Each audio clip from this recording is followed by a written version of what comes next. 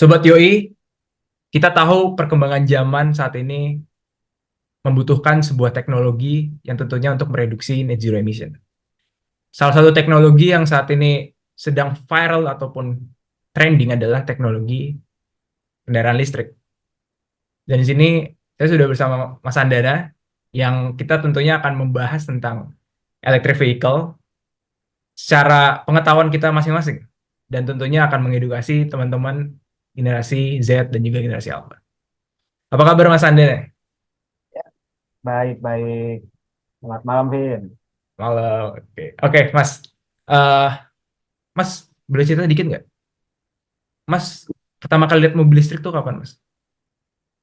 Oke, sebenarnya pertama kali aku lihat mobil listrik tuh ya tidak jauh sama apa yang aku sekarang kerja ini, gitu. Karena di tempatku kerja sekarang itu ya kurang lebih agak ngurusin tentang masalah mobil listrik lah. Itu pertama kali karena kerjaan, kemudian aku mendalami mobil listrik gini, ya kira-kira tahun 2021 awal lah ya Januari gitu lah tuh pertama kali kan. Baru sini baru 3 tahun. Gitu. Oke, mungkin kayak waktu kecil pernah lihat mungkin Mas, mungkin waktu remaja. Itu gitu kayak enggak sih gitu. Belum pernah ya berarti. Enggak ya. Mm-mm. Cuma memang ini sih, ketika kita ngomongin mobil listrik tuh kesannya baru, tapi teknologinya sebenarnya sudah ada di negara maju kan, Mas? Iya. Jadi kalau secara historiknya itu malah sebelum 1900 awal itu di Amerika itu kan udah pernah mulai ada itu. Cuma kan dulu emang belum seefisien ini ya. Kayak gitu. Kemudian di Indonesia juga dulu kalau yang pernah tahu itu Pak Dahlan Iskan itu kan juga di 2010-an awal itu belasan itu kan juga udah mulai ya. Sebenarnya kan ini mulai agak tajam itu kan gara-gara Tesla ya gitu. Tapi kalau di China sendiri itu juga dari 2009 mereka udah ada program itu untuk kendaraan listrik ya. Gitu. Karena kalau dari Cina itu kayaknya dia kan Cina itu kan ambisi untuk industri ya, ambisi untuk industri. Jadi mereka merasa kalau di otomotif itu nggak akan menang di kendaraan konvensional lawan Jepang, makanya mereka langsung melompat ke kendaraan listrik. Gitu sih. Kalau di Indonesia emang kayaknya ada baru-baru gitu ya. Iya sih, bener sih, Mas. Soalnya aku ingat banget pas aku di Semarang dulu kan, kita kan sama-sama nih SMA sama ya. Itu tuh nggak se-trending itu, nggak kayak sekarang ada mobil listrik. Kayak mungkin apa ya, teknologi energi baru terbarukan pun juga nggak semasif sekarang kan. Istilahnya kayak mungkin dulu Transjakarta itu BBG, bahan bakar gas gitu kan. Padahal itu juga energi baru terbarukan, cuma kita baru tersadarkannya itu sekarang karena saking banyaknya informasi yang kita dapetin gitu kan. Nah, kalau Mas sendiri nih, emang kalau misalnya kita apa ya, mobil listrik, kalau di Indonesia itu akan seperti apa Mas kira-kira? Maksudnya apakah itu adalah solusinya Mas? Kenapa harus electric vehicle itu? Oke. Jadi kalau kita bicara electric vehicle ya, jadi kan ini kita eh, agak bicara secara makro juga nih, secara global juga. Jadi kan sebenarnya memang Indonesia itu kan ada komitmen juga tuh di COP26, di komitmen Agreement Paris, itu kan salah satu untuk menurunkan emisi gas. Gitu. Nah, untuk EV itu sebenarnya kalau kita melihat nih di beberapa literatur lah ya, itu tuh how to achieve net zero emission itu pasti mereka salah satunya merubah ya, shifting dari ICE, internal combustion engine, to electric vehicle nih. Gitu. Jadi sebenarnya itu kalau saya ngomong ya bukan hanya satu-satunya, cuma salah satu cara untuk mencapai itu sebagai itu kalau itu. Dan Indonesia sih dengan kita dengar ya beberapa tahun belakangan ini kan mereka memang agak gencar ya untuk mempush nih industri ini electric vehicle ini. Gitu. Mungkin gini Mas, kayak apa ya? Kita aja di Indonesia itu masih mikirin besok mau makan apa, bener nggak sih? Oke. Besok mau makan apa, terus besok bahkan beberapa orang itu masih mikirin kayak, oh besok aku kerja apa, aku punya uang apa gitu ya. Nah, apakah itu adalah hal utama untuk kita bisa apa ya? Aku soalnya agak masih ragu lah. Dalam arti ketika kita ingin melompat ke energi, apa energi baru terbarukan, di mana itu teknologinya sangat mahal Hmm. untuk negara berkembang seperti kita, itu akan nanti ada konflik of interest, di mana yang lebih dahulu kan gitu kan. Kamu mandangnya gitu sih. Nggak tahu kalau Mas ada apakah juga melihatnya seperti itu atau bagaimana Mas? Oke, ini em, mungkin kita sedikit membahas agak narik ke belakang ya. Ya, Aku juga masalah lingkungan ini kadang juga bingung juga nih dari personal gitu kan. Sebenarnya kan, eh, tapi kita perlu pahami bareng-bareng ya menurut kalau memang ya we must take action lah untuk mereduce global warming ini. Ya sekarang kalau ada beberapa yang ya SJW lingkungan itu kayak SJW bukan global warming lagi nih udah global heating kayak gitu, gitu kan. Nah, cuman kan agak bermasalah memang ketika kita utama itu di negara-negara berkembang nih, kayak gitu kan. Jadi negara berkembang eh, itu kan kita sedang mau berkembang, kita sedang mau mencukupi kehidupan masyarakatnya, tapi kita harus dituntut untuk memakai energi yang lebih clean, dalam hal ini juga lebih mahal, kayak gitu kan. Nah, sebenarnya secara global itu Indonesia udah ngasih statement nih, statement itu ya. Yang kalau aku ya. Jadi ini sebenarnya menurutku bagus karena kan semua negara berkembang itu dia bilang nih, oke kita mau untuk mengurangi energi. Jadi kan kita mau mengurangi energi yang kotor lah. Jadi kita menggunakan clean energy. Cuman dulu kan kalian negara berkembang itu bilang nih ke negara maju nih, dulu kalian itu menjadi negara maju gara-gara kalian itu udah gunain itu dulu nih, gitu kan? Kalian udah gunain fossil fuel dulu, gitu kan? Dulu industrialisasi di Inggris, di Amerika, itu kan mereka udah mengkotori lingkungan dulu nih. Sedangkan kita ini yang negara berkembang mau jadi industri maju, mau jadi negara maju, kok malah dihambat ini. Jadi sebenarnya sekarang menurutku bagus Indonesia yang statementnya. Jadi kita bilang, oh, kita bisa menurunkan emisi, kita bisa mencapai net zero emission dengan kemampuan sendiri itu di 2060. Gitu kan. Tapi jika ada bantuan dari global, dari negara lain, kita bisa mencapainya lebih cepat. Jadi bagus tuh. Jadinya kita ngasih statement memang kita itu peduli akan hal ini, kita concern akan hal ini. Cuman kalau kita tuh bisa segini nih. Kalau kalian mau bantu lebih cepat, ya kan kalian dulu udah benefit nih. Ya kalian harusnya sekarang kalian bantuin kami dong yang negara-negara berkembang ini. Ya kan sebenarnya konsepnya udah kayak gitu nih secara global. Itu. Jadi ya memang eh, kita ya tetap harus mengurangi ini kalau saya bilang lah Vin, ya. Karena kan ya namanya global warming ya. Ya isu lingkungan itu kan ya buat eh, the future of human race, ya, human race. Itu. menarik sih Mas. Ketika kita ngebahas tentang global warming, terus tadi Hmm. Mas juga dikit bahas kan kayak apa ya, di luar negeri mereka sudah lebih maju Hmm. teknologinya. Sedangkan kita tuh kayak di negara berkembang tuh kayak masih mikirin kita masih banyak permasalahan yang mau kita selesaikan untuk jadi negara maju kan. Nah, Bahkan kayak misalnya Mas, aku sempat baca tuh kalau nggak salah di Cina, itu dia penyumbang greenhouse gas emissionnya, karbon emissionnya tuh paling tinggi di dunia kalau nggak salah. Ya kan? Terus tadi dia, aku nggak tahu sih statementnya Cina seperti apa, cuma cuma kayak negara-negara kayak mungkin Amerika, terus Eropa lah. Kebanyakan sebenarnya lebih ke Eropa, Amerika atau British kayak apa Britania Raya kan. Tiga negara itu yang sepertinya mereka tuh kayak mengedepankan net zero emission.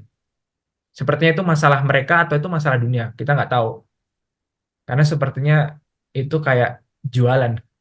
Mas pernah hmm. dengar kayak ini nggak sih? Kayak Kalau nggak salah dulu ada konspirasi bahwa ketika kita ke bulan, pernah dengar nggak konspirasi kayak kita ke bulan nih, apa Amerika ke bulan, itu tuh nggak beneran ke bulan, tapi itu untuk mendanai beberapa project di Amerika, katanya kan gitu ya. Nah, dengan Nah, ini kan sebenarnya mirip nih, kalau aku lihat, kayak teknologi itu yang punya mereka, artinya mereka jualan dong ke kita, ke negara berkembang. Nah, ini kan hal-hal yang sepertinya harus diselesaikan. Gimana Mas? Kalau menurut Mas apakah seperti itu atau ya udah kita mungkin memang harus tetap gitu? kalau aku lihat mungkin mungkin juga ya, mungkin bisa jadi juga kalau mau apa konspirasi juga. Cuman kan kalau bioteknologi ini kan sebenarnya nggak dimiliki oleh satu negara kan, dalam hal ini Western countries lah ya. Malah kalau yang akhir-akhir ini yang jadi mulai tahun 2022 itu yang penjualan EV paling besar itu di mengalahkan Tesla itu sekarang udah BYD China. Walaupun mungkin memang mayoritas penjualannya masih domestik ya, mereka kan emang eh, domestik demandnya besar banget ya gitu. Maksudku kalau memang ini jualan mereka pure itu kan nggak akan dong mereka itu Western sama Cina itu kerjasama tuh, menurutku sih kayaknya nggak mungkin juga gitu. Jadi ya kalau pemahamanku sih ya, menurutku ini memang ya trennya ke sana aja. Oke, kayaknya kita terlalu jauh membahas tentang net zero emission sampai kita lupa topiknya electric vehicle. Nah, mungkin kita back to the topic lagi tentang electric vehicle. Seperti apa sih sebenarnya Mas pasar di Indonesia nih electric vehicle?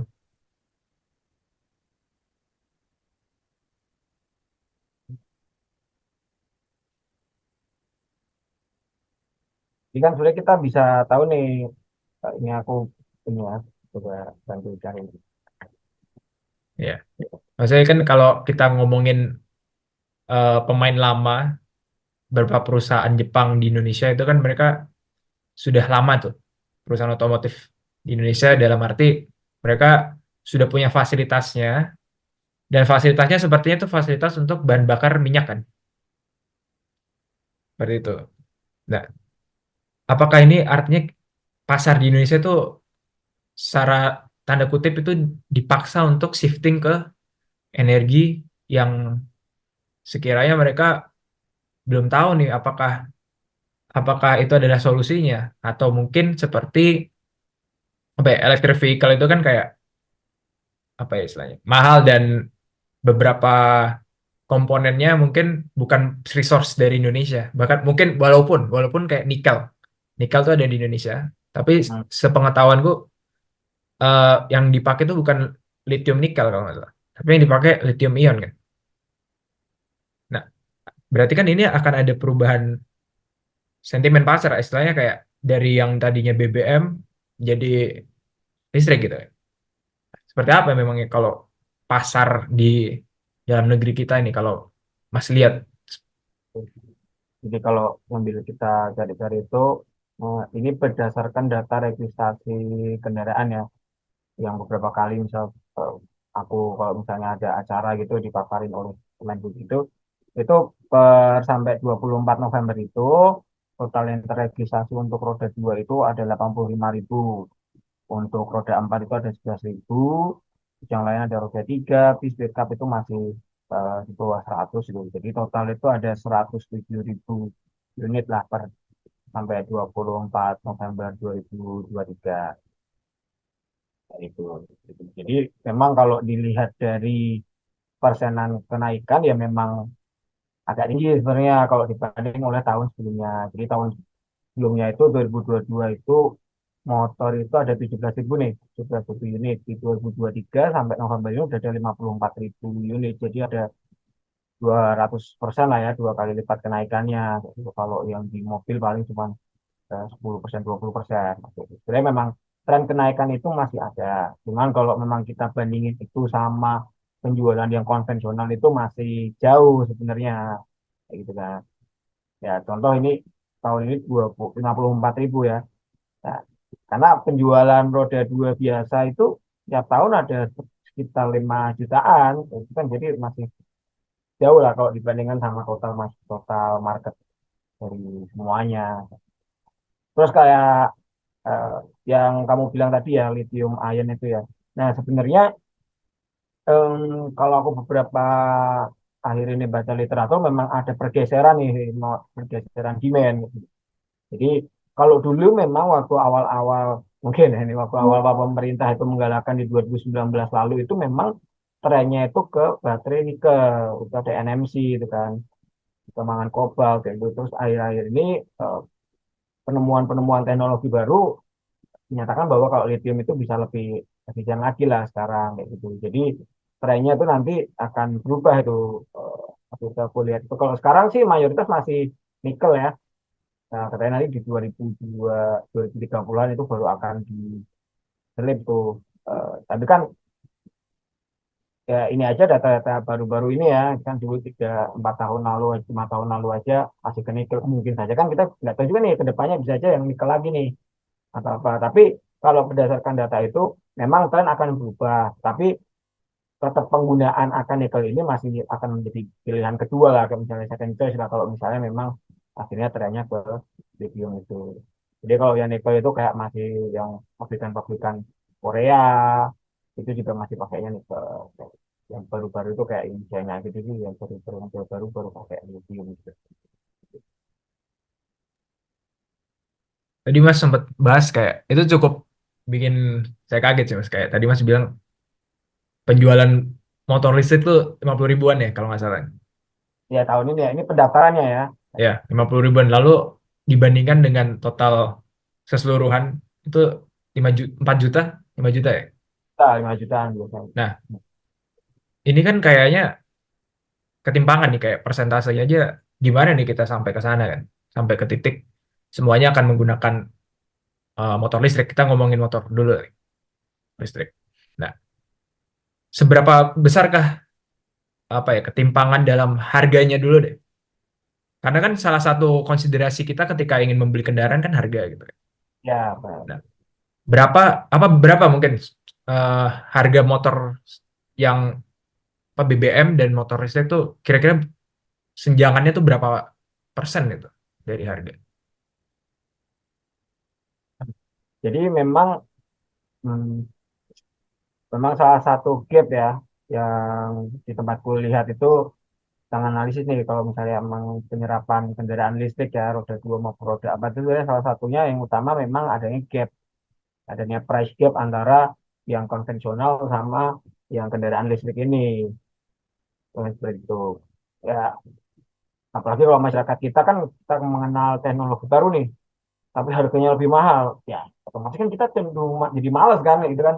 Oh barang apa nih orang jelas belum jelas bagusnya, belum jelas kualitasnya. Masa aku harus mengeluarkan lebih banyak uang untuk mencoba hal yang belum tentu itu bagus, ya kan?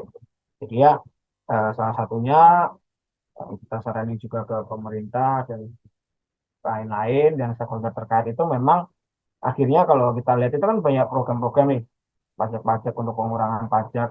Nah, salah satu hal untuk mengurangi dari harga kendaraan itu kan untuk mengurangi pajak itu akhirnya biaya terakhirnya itu costnya jadi lebih rendah. Kalau yang baru itu kan salah satunya kalau pernah dengar juga kan ada insentif pembelian 7 juta itu ya.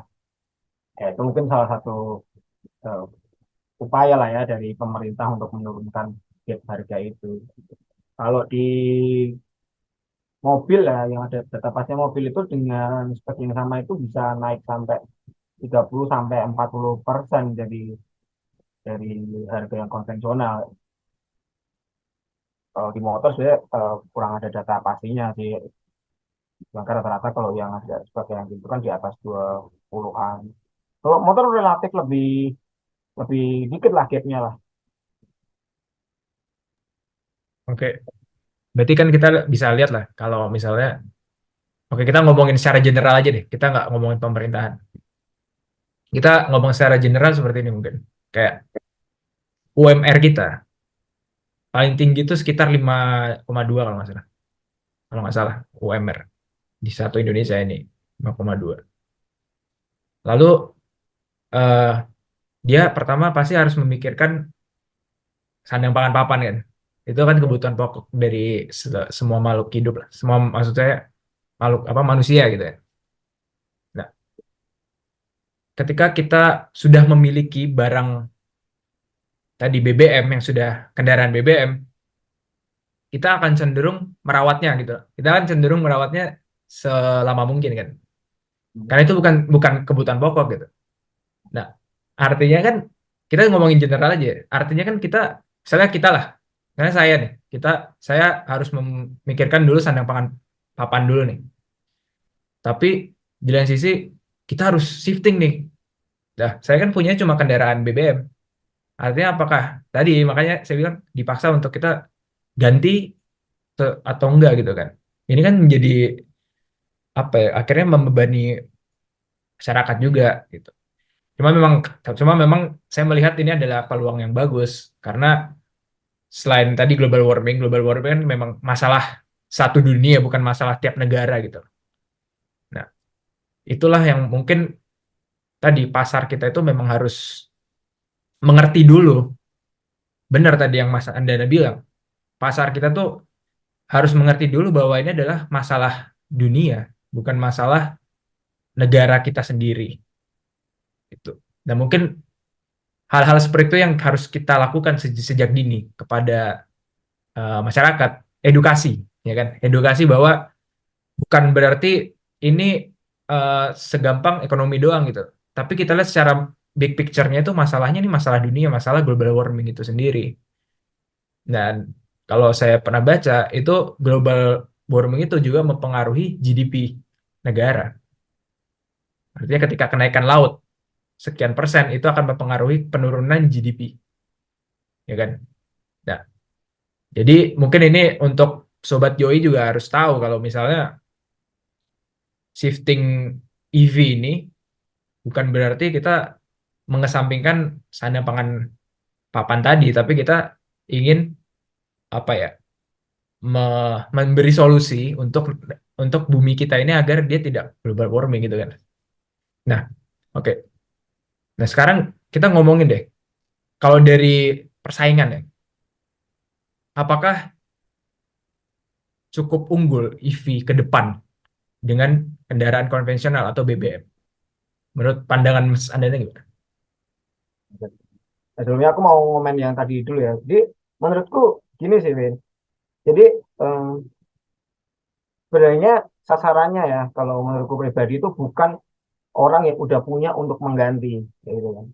Tapi orang yang akan mau beli, yang dia awalnya untuk pikirannya aku mau beli motor konvensional yang tadi mobil atau motor, dari awalnya dia mau konvensional, dia akan berganti ke listrik kayak gitu. Jadi bukan ya oh aku udah punya terus dengan kesadaran aku akan ganti itu mungkin dikit banget lah ya karena kan dari keekonomian pasti itu orang yang udah kaya lah ya udah mapan makanya dia berani beli eh, kendaraan kedua untuk yang nyoba-nyobaan kayak gitu kan ya contoh kayak tadi penjualan motor itu tahun 5 juta ya 5 juta ya let's say dari tiap tahun 5 juta itu kita bisa mecah yang awalnya 5 juta full terus kemudian 4 juta 500 terus 500 ribu ke kendaraan listrik sampai mungkin akhirnya ya fully elektrik kayak gitu kan juga niatnya sebenarnya ke situ kalau aku lihat ya bukan untuk orang yang udah punya existing terus ke sana kayak gitu loh. Kemudian untuk persaingan ya kalau aku sih orang yang agak optimis ya di sini ya. Menurutku kendaraan listrik sebenarnya keniscayaan nih kalau aku lihat ya karena ini memang secara global trennya ke situ secara teknologi juga udah mulai bagus lah ya udah mulai bisa bersaing sama konvensional ya memang masalahnya eh, untuk harga doang aja ya kayak dulu waktu awal-awal ada handphone smartphone gitu kan awal-awal orang juga kaget ya tapi menurutku ini akan keniscayaan pasti akan menuju ke sana. Nah, kenapa kok terkesan Indonesia itu agak buru-buru? Kalau aku lihat memang uh, ada keinginan untuk ikut bermain di industri ini, ya gitu kan, di ekonomi ini nih, ya gitu. Ya, karena mereka mungkin merasa pemerintah itu dia kayak ngerasa punya nikel lah ya, walaupun juga aku juga baca juga memang sekarang arahnya nggak ke nikel juga, itu juga mungkin problem ya. Ya itu Jadi merasa, wah aku punya resort nih, kayak gitu. Aku ingin pemain nih, aku ingin coba main di sini, kayak gitu. Aku ngerasa itu kayak gitu. Ya, sebenarnya kalau aku pribadi menurutku walaupun nggak diapa-apain ya paling 5-10 tahun lagi bakalan akan mulai banyak karena keniscayaan itu tadi. Ya, cuman kan mungkin ada intensi untuk ya kita masa cuman impor sih kayak gitu. Kita masa cuman jadi konsumer mungkin ada intensi ke situ. Itu kalau aku lihat. Benar Mas. Saya sebenarnya mendukung sekali program EV ini. Hmm. Atau dalam hal ini eh, kita harus memang memiliki apa kendaraan listrik tuh semakin banyak di Indonesia kan. Dan artinya tadi masyarakat itu tetap harus diedukasi karena kita kan pengen masyarakat juga tahu dan tentu kan tadi kayak mungkin hal-hal semacam sudah punya nih. Mungkin bisa aja dia mengkonversi jadi kendaraan listrik mungkin kalau memang ada fasilitasnya, gitu kan. Dan tentunya hal yang perlu kita apa ya, sadarkan itu tentang fasilitas-fasilitas pengecasannya. Ini kan Hmm. mungkin mungkin salah satu hal yang cukup membuat kita menjadi pertimbangan ketika mau membeli kendaraan listrik. Karena kan pertama nih, kalau menurut saya pribadi, pertama kendaraan listrik itu tidak semua ada SPKLU. Hmm. Lalu yang kedua itu eh, pengecasannya nggak secepat BBM. Ya. Hmm. Kalau Mas Andana ngeliatnya gimana nih kalau terkait fasilitas pengecasan itu sendiri nih? Jadi eh, eh, beberapa yang pernah ngobrol ya, aku di teman-teman yang kendaraan listrik, kemudian beberapa yang aku cari literatur di luar, itu sebenarnya em, sebenarnya habitnya tuh beda, Win. Kalau aku mau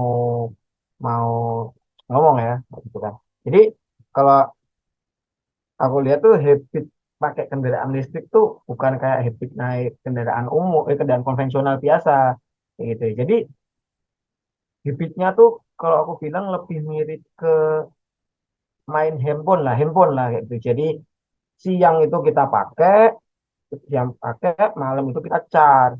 Gitu. Kemudian paginya itu udah full lagi, kita pakai lagi, eh, malam kita charge lagi ya gitu. Jadi habit pengecasan itu lebih seperti itu, habit TV itu. Jadi kayak HP lah ya. HP itu kan kita malam kita charge, paginya kita pakai seharian, kemudian nanti charge lagi. Jadi kan habitnya lebih mirip ke itu. Cuman kan memang eh, masyarakat punya anxiety lah ya kalau misalnya ketakutan nanti kalau misalnya tiba-tiba di jalan itu nanti habis itu gimana itu karena memang ya namanya ini new habit ya pasti kan bingung juga kan gitu kan masyarakat kalau misalnya tiba-tiba nanti beli nih tiba-tiba di tengah jalan habis itu panik kan kalau misalnya nggak ada SPKLU itu. Nah sebenarnya kalau di di luar gitu ya di Taiwan itu juga dia ada namanya nanti buat baterai kayak gitu. Itu tapi untuk roda dua ya, belinya untuk roda dua. Nah, namun kalau di India itu juga ada buat baterai. Tapi sebenarnya nanti pada akhirnya yang lebih memakai fasilitas swab baterai itu kan yang memang dia secara commute-nya itu tinggi. Ya, jadi kayak nanti teman-teman dari Grab, Gojek, Red Hailing Logistik kayak gitu yang lebih cocok untuk memakai itu. Kalau customer personal itu sih sebenarnya cukup untuk dicas di malam hari itu sih sebenarnya. Cuman kan ya kembali lagi ini kan habit yang baru nih. Kalau aku motor tapi kayak main HP itu kan kayak pakai HP itu kan pasti orang akan agak enggan untuk ke sana. Cuman menurutku tetap harus ada ini ya apa namanya SPKLU-nya itu ya. Soalnya rata-rata itu ngeluhnya karena kalau demand-nya dikit itu kan mereka investasi buat SPKLU juga agak susah ya. Itu sering jadi obrolan tuh di kalangan ini kendaraan listrik tuh kayak ya ini antara telur dan ayam aja kayak gitu kan gitu. Oke Mas, ada satu pendapat nih, mungkin sebagian besar orang gitu, mungkin Hmm. atau ada satu pendapat ketika kita mengumumkan habit atau kebiasaan, ada satu orang misalnya kenapa dia punya suatu pernyataan gitu, kenapa tidak kita membiasakan saja menggunakan kendaraan umum, kenapa harus electric vehicle gitu. Gimana Mas menurut Mas pandangan terhadap orang yang seperti itu seperti apa? Ya, sebenarnya sih aku setuju ya kalau memang bisa ya. Cuman kan coba kita bicara realistis gitu kan. Kendaraan pribadi itu kan nggak mungkin dihapuskan gitu kan.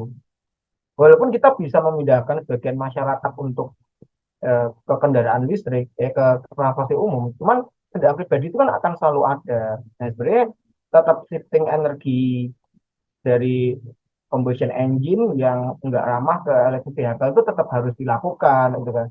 Kalau kita seperti yang aku cerita tadi, beberapa dari organisasi apa, lingkungan di luar pun juga menyarankan itu.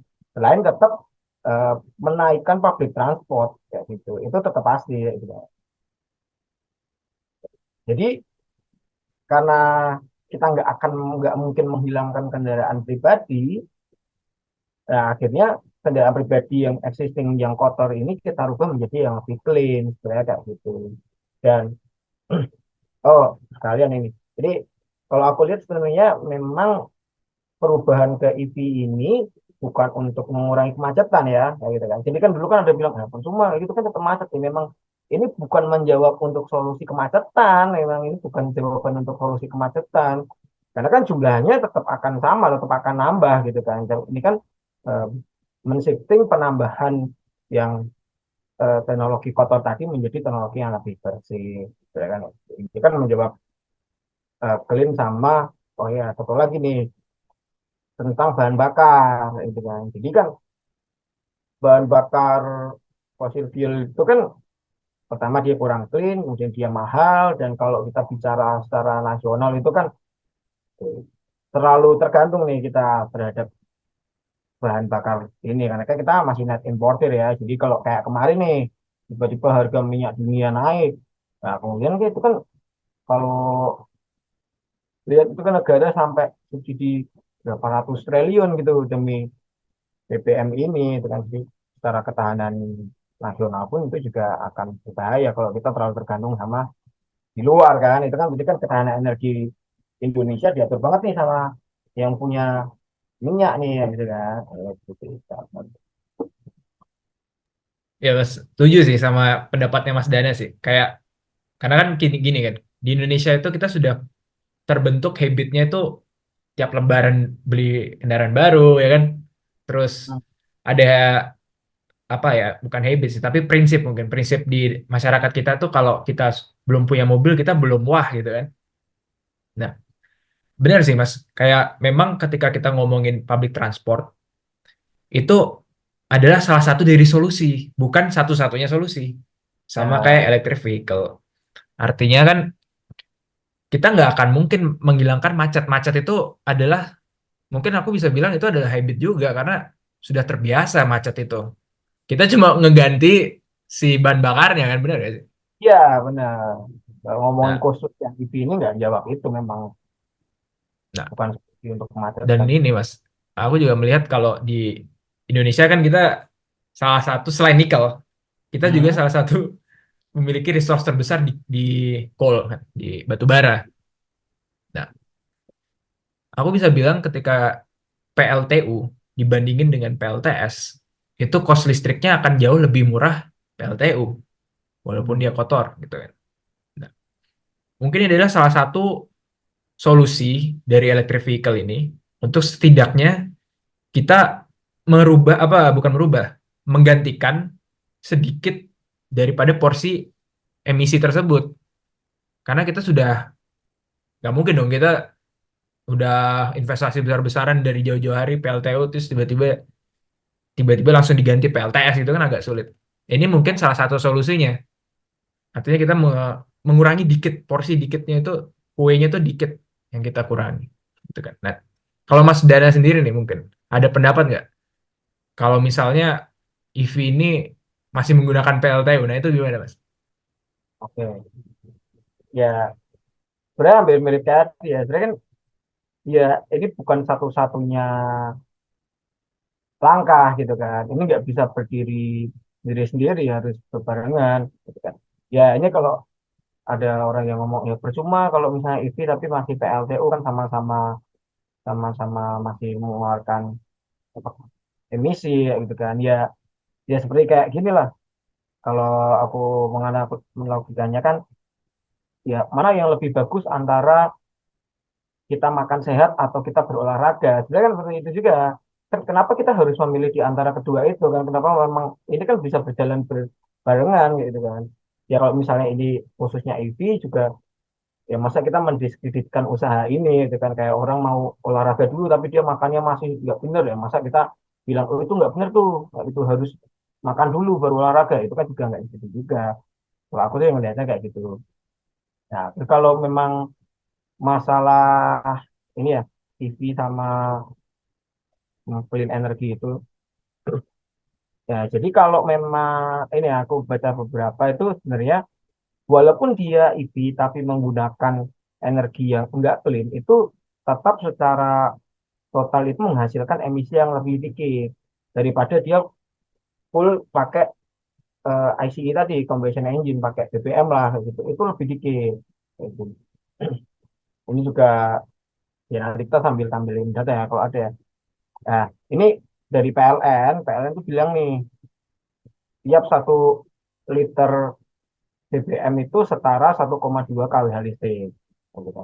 Jadi 1 liter BBM itu dia menghasilkan 2,4 kilogram CO2, sedangkan 1,2 kilowatt listrik itu hanya 1,02 kilogram CO2.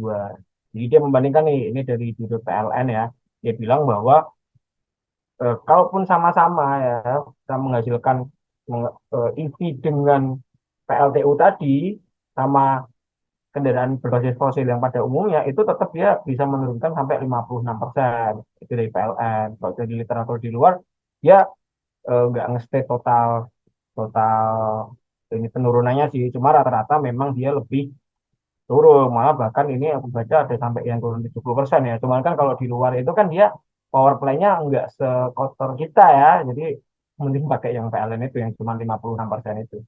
Gitu. Jadi tetap tetap berkurang gitu. Kalau pure, maksudnya di power play-nya juga pakai clean, power play-nya clean energi, kemudian pakai EV, itu bisa 100% itu dari sepanjang rantainya itu. Gitu. Aku mau cerita dikit mungkin Mas. Jadi tahun lalu itu aku sempat pengen kepikiran di rumah rumahku itu ada PLTS. Karena aku pikir Motor oh ini ya. adalah enggak, ini cerita dikit. Mau ada PLTS kayak aku pikir oh ini adalah salah satu aksi nyataku untuk bisa memberikan apa ya, andil terhadap pengurangan emisi ini. Terus aku tanya kan ke konsultannya, kira-kira kalau bikin PLTS gimana di sini? Oh iya bisa nanti listriknya istilahnya kita membayar ke perusahaan listrik, terus nanti kita istilahnya dikasih kemurahan gitu. Karena istilahnya kita membantu perusahaan itu untuk menghasilkan listrik. Oh ternyata gitu skemanya. Nah terus kalau untuk biayanya seperti apa kan? Ternyata kalau misalnya kita cuma sedikit aja satu genteng doang gitu, itu sangat tidak efisien karena yang mahal itu selain fotovoltaiknya yang di solar panelnya itu juga modulnya. Jadi dia nge-convert gimana cahaya cahaya jadi listrik itu yang mahal di situnya ternyata Mas. Ya kan? Nah, berarti kan kalau kita mau ngomongin benar-benar semuanya terintegrasi, energi baru terbarukan di apa ya? Di hulunya dan hilirnya juga energi baru terbarukan, ini akan menjadi satu challenge lagi karena ini akan mahal lagi, tambah mahal lagi. Nah, sebenarnya aku malah melihat suatu peluang sih. Di Indonesia ini kita punya resource. Pertama, batu bara, di mana itu adalah salah satu sumber listrik yang murah. Mungkin bahkan Hmm. paling murah. Dan kedua nikel. Nah ini kan sebuah combo nih kalau kita bisa bilang. Artinya kita bisa mempercepat dulu, menurutku sih mempercepat dulu hilirnya listrik, electric vehicle, terus nanti di lain sisi kita juga punya listrik yang murah. Tapi pelan-pelan kita kan shifting juga kan ke energi baru terbarukan di hulunya gitu. Gimana Mas? Kalau kira-kira kalau Mas sendiri nih, eh Mas pro yang gimana? Maksudnya kayak apakah Mas ketika ingin beli kendaraan listrik itu juga pilih-pilih apakah sumber energinya ini dari PLTU apa PLTS atau PLTB atau PLTH gitu apa? PLTA gitu kan. Hmm. Ya, kalau sekarang sih tetap aku nggak akan ngelihat itu ya, karena pertama emang mayoritas masih PLTU kan, pakai pakai batu bara kan. Dan kemudian ya, ya aku juga tahu kalau itu tetap mengurangi lah. Kalau misalnya walaupun aku pakai yang eh, fossil fuel gitu. Nah, tapi emang bener sih, emang itu agak susah juga nih dari pihak PLN lah ya, pihak energi gitu kan. Kalau aku lihat. Tapi sekarang tahu ya benar, sebenarnya memang udah nggak akan ada teken kontrak baru untuk batu bara. Saya kayak gitu. Jadi memang sebenarnya mereka juga udah ada roadmap bauran energi gitu, memang akan pelan-pelan itu merubah ke energi baru terbarukan lah kan, kayak gitu. Jadi memang yang existing, yang udah tanda tangan tetap akan berjalan, tapi ya dia eh, tidak akan menekan kontrak baru untuk pembangunan PLTU batubara lagi. Saat itu ya. Ya karena orang Indonesia aja belum 100% terelektrifikasi kan. Kita kan juga, mungkin kalau kita yang di Jawa masih enak ya.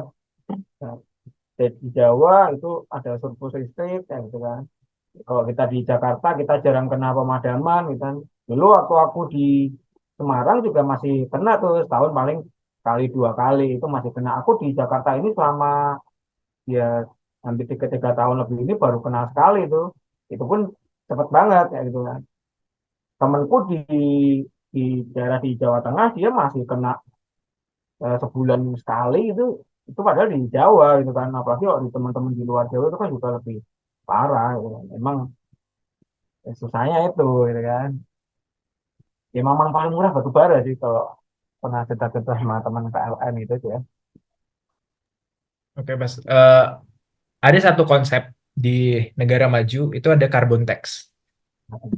Kalau Mas nih, ketika Mas menggunakan motor atau mobil itu berbahan bakar minyak. Nah, Nah, ternyata Mas harus menambahkan beberapa persen untuk membayar carbon tax. Kira-kira Mas akan setuju atau tidak, Mas? tapi carbon tax itu emang kena ke personal. Ya misalnya ini suatu konsep kan. Apakah itu sebuah solusi untuk itu atau tidak gitu? Hmm, menurutku masih terlalu dini kalau mau pakai itu langsung ya, karena sebenarnya transportasi itu kan penunjang gitu kan, penunjang kehidupan ekonomi di masyarakat ya. Kalau misalnya tiba-tiba dinaikin itu kan juga agak susah. Nah, kemudian kalau kita bicara Indonesia itu kan sebenarnya beda-beda ya, karena kita terlalu luas dan terlalu timpang lah ya gitu. Jadi kalau itu dikenain di se-Indonesia menurutku pasti nggak akan masuk. Kalau mungkin di khusus Jabodetabek masih agak lebih relevan. Dan makanya kalau pernah lihat itu yang di Jakarta dulu ada yang mau ini apa yang jalan berbayar itu, lupa Oh iya, namanya, tahu. Nah, ada road pricing gitu lah, ERP lah gitu, road pricing apa hmm. itu tuh. Menurutku kalau sekarang di Indonesia diterapin langsung agak susah. Emang lebih masuk akal kalau diterapinya langsung ke di industrinya sebenarnya. Kalau ke masyarakat itu kan terlalu mengganggu Oke. aktivitas Tadi masyarakat. Mas nyinggung industrinya. Kita ngomong langsung ke PLTU-nya deh. Nah, Atau PLT apa ya? PLT diesel misalnya. Itu kan mereka punya emisi kan. Nah, hmm, artinya ketika diberikan ke situ, itu akan mahal juga ke keseharian kita, di mana kita sudah tergantung nih sama listrik, benar-benar kayak lampu, mungkin komputer kan semua kan udah cukup tergantung kita terhadap listrik. Dan itu akan mempengaruhi kehidupan kita kan. Nah, gimana Mas kalau misalnya memang diberlakukannya ke industri dan itu juga masuk ke pembangkit? Apakah Mas setuju atau seperti apa Mas? kalau ke pembangkit kayaknya agak berisiko juga ya, karena nanti kan akan naik ya, pasti akan naikin harga di customernya kan. Nah, kalau yang selama ini aku tahu ya, masalah carbon pricing ini kan ke industri dalam hal umum gitu kan. Jadi misal dia dihitung emisinya dalam setahun berapa, dia harus membayar berapa atau menggantinya dengan dia mau reboisasi atau apa kayak gitu kan. Nah, itu kan salah satu caranya di situ. Nah, kalau menurutku kalau perusahaan ya kalau masih skala yang industri biasa gitu ya, bukan PLTU ya. Jadi mereka tetap gini, aku kan pernah ngobrol sama temenku tuh di konsultan. Dia tuh konsultan sustainability gitu nih. Nah, dia ngitung-ngitung ini kayak gitu, ngitungin dia karbonnya berapa. Dia bilang sebenarnya perusahaan itu ya menganggap itu sebuah CSR aja, kayak gitu kan. Apalagi ini kan lebih kena ke global global company lah ya, multinational company kayak gitu, yang memang dari pihak negara asalnya ada concern ke situ. Gitu. Jadi ya ini bagi mereka tuh masalah CSR aja. Jadi tidak akan menambah ke harga dari produknya. Jadi cuma mereka memindahkan CSR dari biasanya lebih ke sosial ke environment kita aja. Kalau saya lihat-lihat Mas kayaknya pro industri banget nih ya. Oke, saya challenge nih Mas. Saya challenge nih. Misalnya gini, kita tidak suka kalau industri itu mati, bener nggak? Hmm. Apalagi berpengaruh industrinya atau produknya itu berpengaruh ke masyarakat. Oke, let's say kita bilang di tahun tadi kan targetnya 2060 kan Ya, Indonesia. Kita let's say kita bilang 2060, ternyata kita tuh belum bisa lepas nih dari batu bara gitu.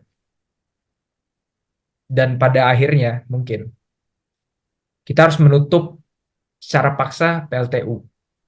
hmm.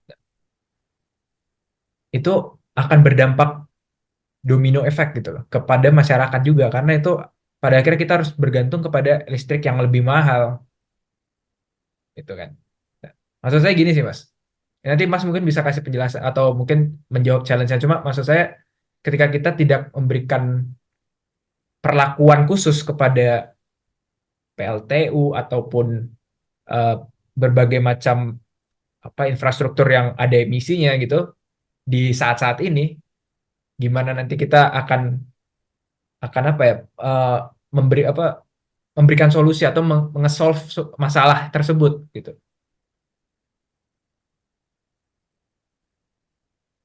Ya kita ini aku coba berhipotesis juga Ya ya nggak karena apa-apa. mau nggak terlalu mendalami juga nih kalau masalah PLTU ini nih. Mungkin kan akan ada insentif dan disinsentif waktu beberapa tahun lagi nih kayak gitu kan.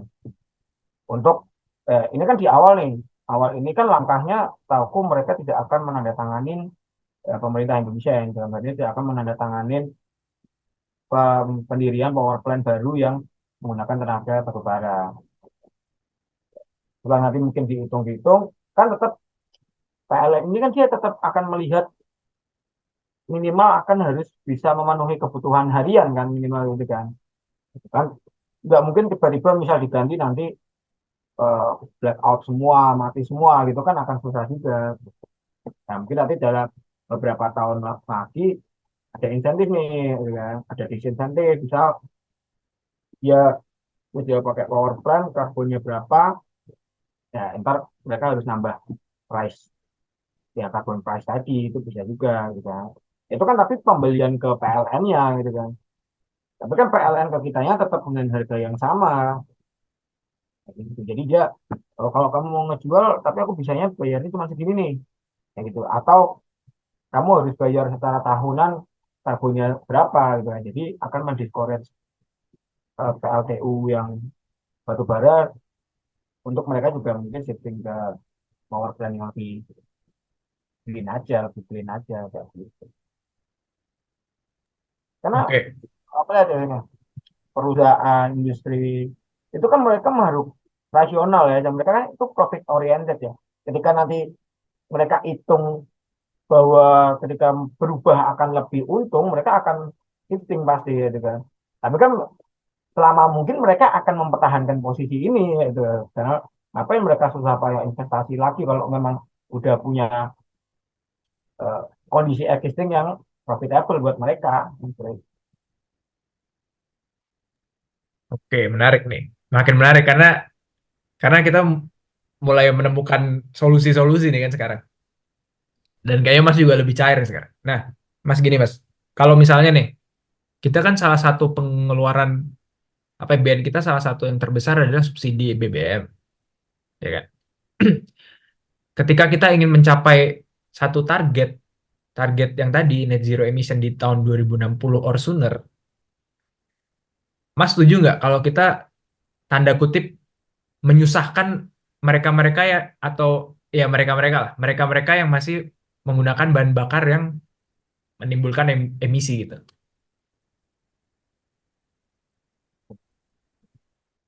Ya makanya kan sebenarnya ini nih, aku ingetin kayak BBM, kemudian listrik, itu kan sebenarnya memang ada yang subsidi nih. Kalau listrik itu dia 450 itu pasti subsidi semua, 900 ada yang subsidi ada yang enggak. Gitu. Kemudian kalau misalnya kayak BBM tadi kan memang ada BBM subsidi sama BBM non subsidi ya, gitu kan. Jadi pemerintah pasti kalau aku ngeliat ya dari kemarin-kemarin itu kan kalau dinaikin semua pasti langsung di demo dong dan itu nggak mungkin itu nggak pemerintah siapapun nggak mungkin melakukan itu karena itu nggak akan populis dan itu mempengaruhi banyak sendi-sendi ekonomi masyarakat lah ya. Nah, kalau aku lihat mereka pasti akan tetap menyediakan BBM yang gratis ini ya. Sembari mereka secara pelan-pelan merubah kendaraan masyarakat ya gitu kan.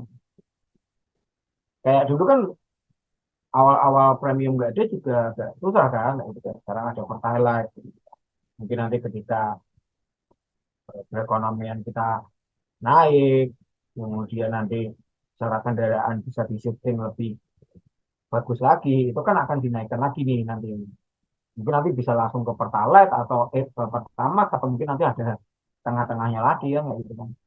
Mungkin kita 10 tahun lalu, 15 tahun lalu mungkin kaget juga kalau wah emang bisa nih ngilangin premium kayak gitu kan. Itu kan seiring dengan perkembangan teknologi sama perkembangan ekonomi lah. Ya, itulah Indonesia tetap pelan-pelan itu akan lebih kaya dikit lah. Kayak gitu. Oke, setuju nih.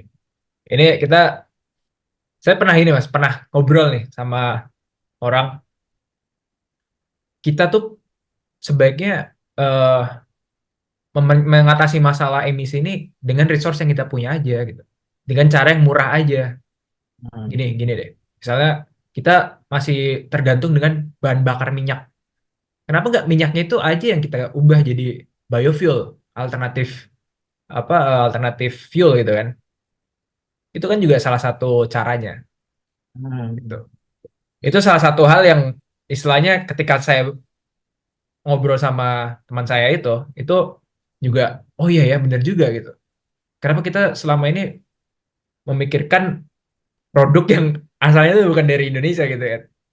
Tanda kutip gitulah maksudnya. Cuma artinya gini, artinya kita tuh lupa kalau kita tuh punya resource yang sebenarnya bisa kita berdayakan. Nah, cuma saya pengen tahu nih pandangan Mas sendiri nih dengan biofuel itu kira-kira visible nggak sih di Indonesia, Mas?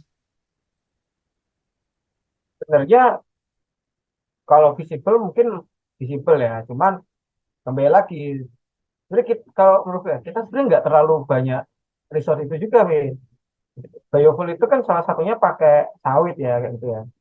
Jadi eh, coba bayangin kemarin itu kita sampai kelang minyak goreng aja susah, habis itu tiba-tiba maksa biofuel apa enggak lebih chaos itu gitu kan. Karena kalau aku lihat memang perlahan-lahan itu dinaikkan gitu kan. Jadi kan kalau ada B25, B30 kayak itu kan pelan-pelan kan itu dinaikkan. Sebenarnya memang eh, ya kalau aku lihat ya mending pemerintah pakai semua jalan aja kayak gitu kan. Semua jalan aja. Gitu. Nah, biofuel itu kan sebenarnya dia tetap menghasilkan emisi. Cuman dalam prosesnya kan dia itu dari tumbuhan. Di tumbuhan itu kan dia udah mereduce emisi. Nah, makanya ketika dia dipakai, mereka bilangnya jadi ya kayak zero emisi gitu. Jadi sebenarnya ada emisinya tapi dikurangi sama dia ketika di tumbuhan itu kan dia mereduce emisi. Jadi emang kalau sama combustion engine dia tetap lebih lebih inilah clean lah gitu. Nah, kalau biofuel itu sebenarnya paling sukses itu di Brasil. kalau kita lihat ya ternyata Brasil itu salah satu penghasil mereka tuh kayak pakainya dari tebu ya. Itu.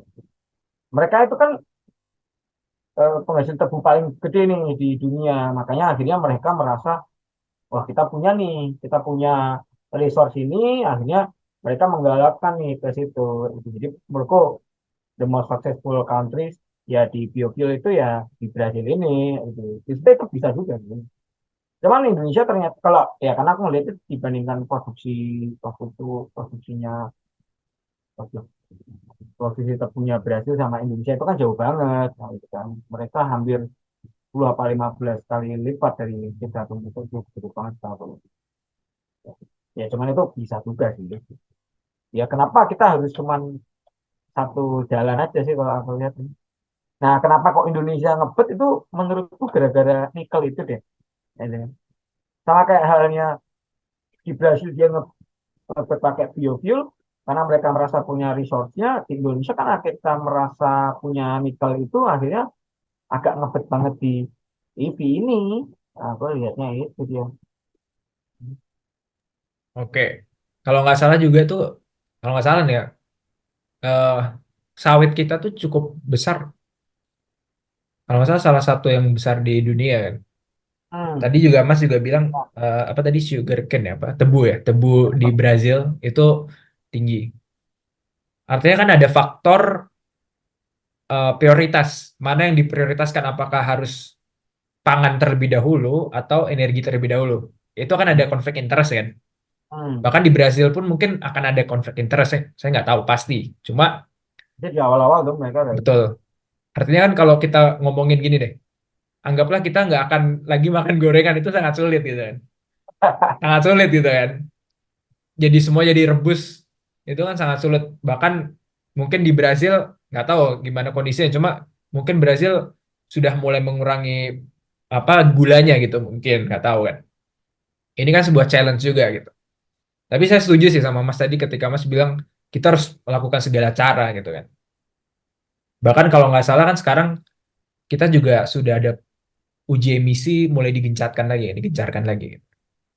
Nah, kalau Mas lihat nih, apakah kita juga harus meregulasi mobil batasan mobil apa usia mobil gitu di Indonesia? Karena kan saya lihat di Jepang gitu, mereka kayak usia tua itu sudah harus dihancurkan gitu kan. Nah, seperti itu seperti apa sih Mas sebenarnya di Indonesia karena itu sebuah peluang ekonomi sirkular karena apa komponennya atau bahkan logamnya itu bisa di recycle lagi jadi mobil baru lagi seperti itu kan. hmm. Sebenarnya sih menurutku di Jakarta itu kan juga ada tahu gue ya. Aku nggak tahu udah diberlakuin apa enggak ya dia 10 tahun 10 tahun deh setahu aku deh. Kalau lebih dari 10 tahun nggak boleh atau harus uji emisi kayak gitu. Nah, emang cuman agak susahnya di Indonesia tuh menurutku nanti pelaksanaannya kayak gitu. Nah gini kalau kita lihat di Singapura tuh ya. Singapura itu kalau dia mau beli kendaraan itu dia ada kayak license sendiri gitu. Nah, kemudian license sendiri itu dia harus dilelang nih. Dia harus dilelang, harus bayar jadi agak mahal. Nah, itu nah masalah masalah di Indonesia itu karena kita tuh timpang. Ya, gitu. Kita tuh timpang. Jadi kalau bicara nasional itu data dari Gaikindo gitu ya, itu asosiasinya mobil gitu kan, mau pernah baca itu di webnya. Nah, dia bilang rasio kepemilikan kendaraan di Indonesia tuh mobil ya, ini ya 99/1000. Ya, gitu. Itu kan masih dikit ya 2% ya. Gitu. Nah tapi kalau kita bicara semua itu ternyata terkonsentrasinya cuma di Jabodetabek. Nah, kalau memang akan dikontrol itu kan kayak tadi Jakarta nih misalnya Jakarta mengontrol 10 tahun gitu ya. Yang bisa dia kontrol itu apa Pak? Yang bernopol di Jakarta kan yang berplat B doang kan yang masih jurisdiksinya doang kan.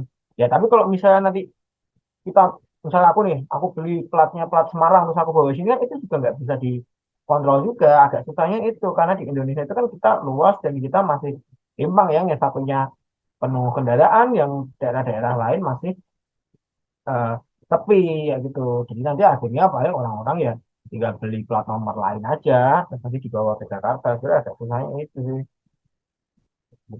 Karena kalau kita di Jakarta ngerasa ini memang banyak kan kendaraan mas. Tapi kalau kita bicara, nah ternyata data secara nasionalnya aja, ya kita termasuk lebih dikit dibanding negara-negara tetangga lain.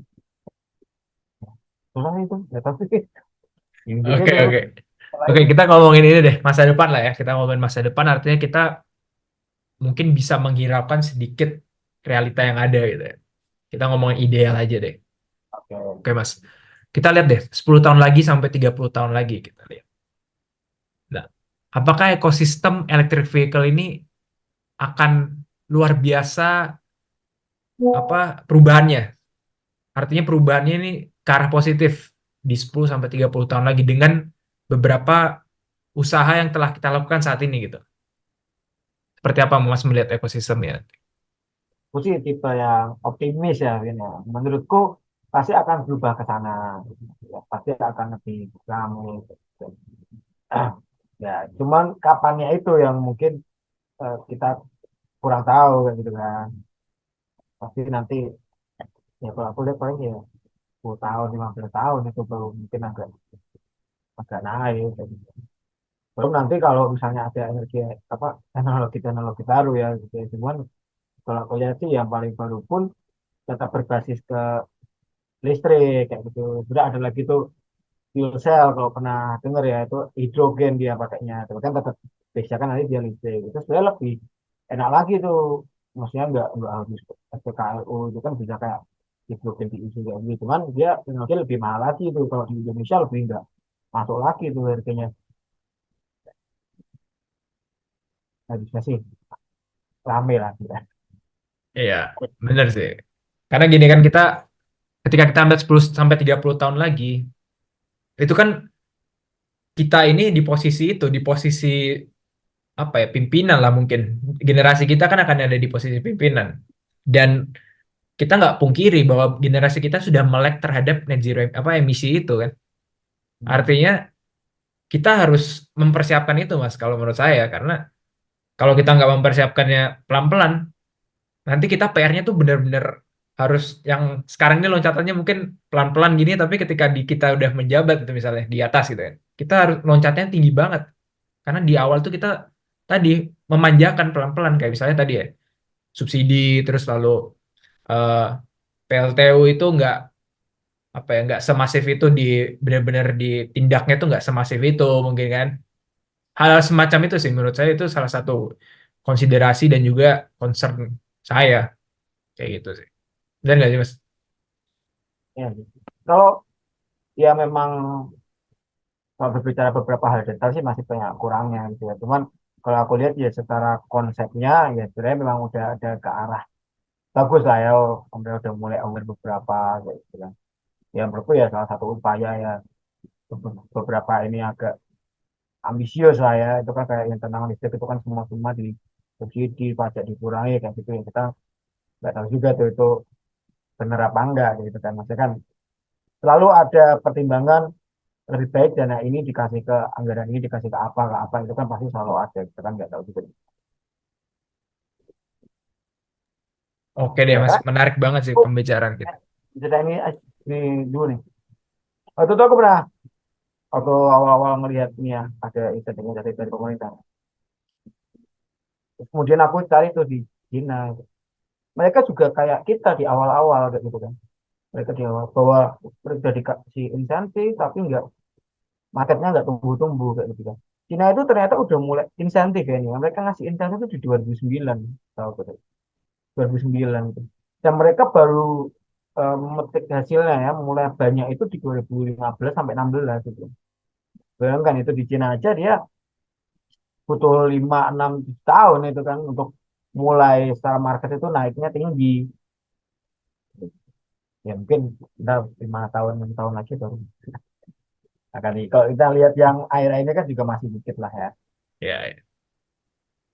Oke mas nah ini ada pertanyaan terakhir nih dari narasumber sebelumnya nih untuk mas pertanyaannya adalah bagaimana kita bisa menjadi negara maju itu pertanyaan dari dia.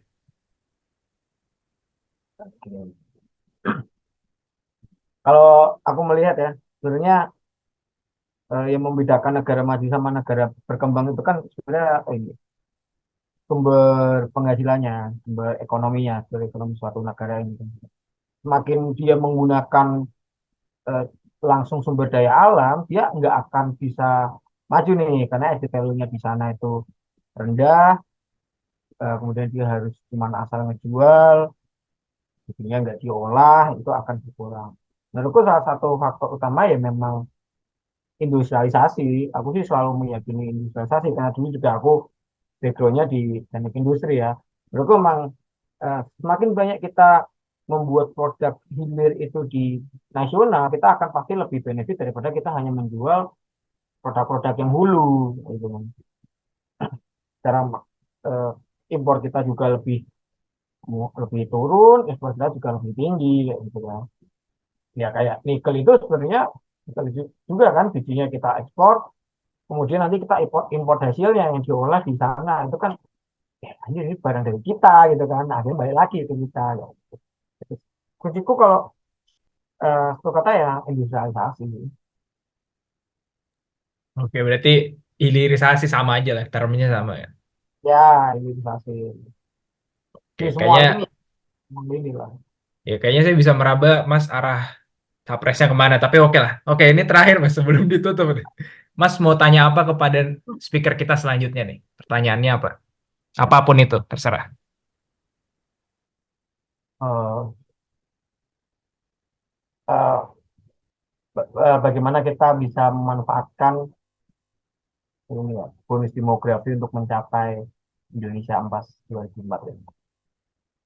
Oke, makasih Mas Andana udah datang di YOI Podcast hari ini. Terima kasih Mas. Eh,